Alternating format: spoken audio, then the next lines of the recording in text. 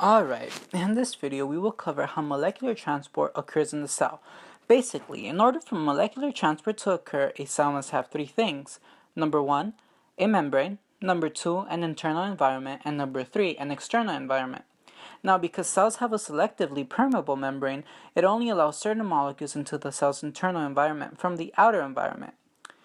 To conclude, there is 5 types of molecular transport: diffusion, passive transport, active transport, osmosis, and bulk mechanical transport. The first type of molecular transport, otherwise known as diffusion, is defined as the intermingling of molecules due to the natural movement of particles, otherwise referred to as thermal stirring. Now, as you may remember from AP Biology or even biology, one must consider that diffusion only occurs when something is coming from a high concentration to a low concentration. Moving along, as the artist changes, you will notice that the type of molecular transport does as well. We will now cover the passive transport, which is pretty much diffusion that requires no energy. During passive transport, the cell relies on a diffusion gradient, which is established in the interior and exterior environments when cells have unequal quantities of particles.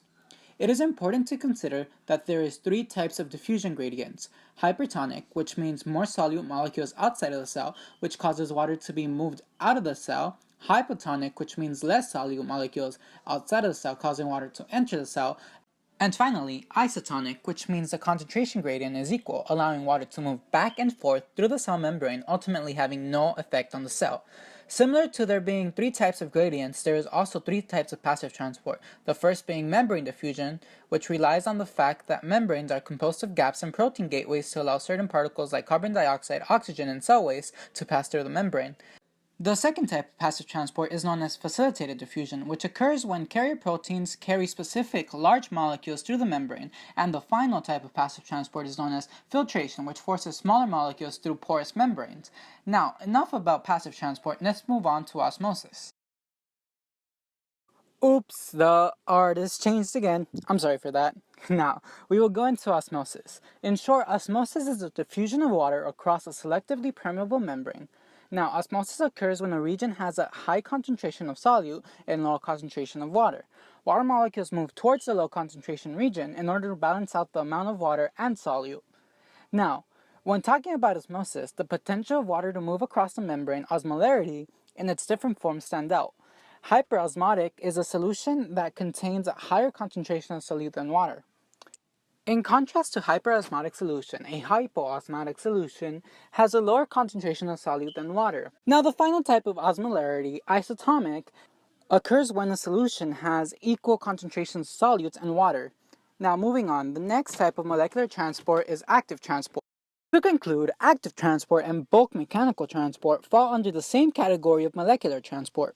Active transport is an energy-expending process cells carry in order to move ions and molecules across the membrane. It is important to highlight that active transport is useful for moving molecules from a low concentration to an area of high concentration. Active transport utilizes protein pumps to move several ions at once across membranes. Bulk mechanical transport moves large amounts of particles in and out of the cells and heavily relies on membrane movement through both methods of bulk mechanical transport.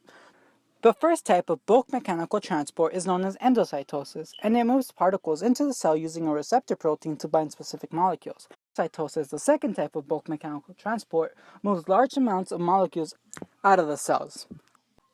I hope you've enjoyed this video and have learned about molecular transport. Now, if you need any more help on molecular transport, feel free to ask Ms. Salamia in room 328 at her convenience. Goodbye.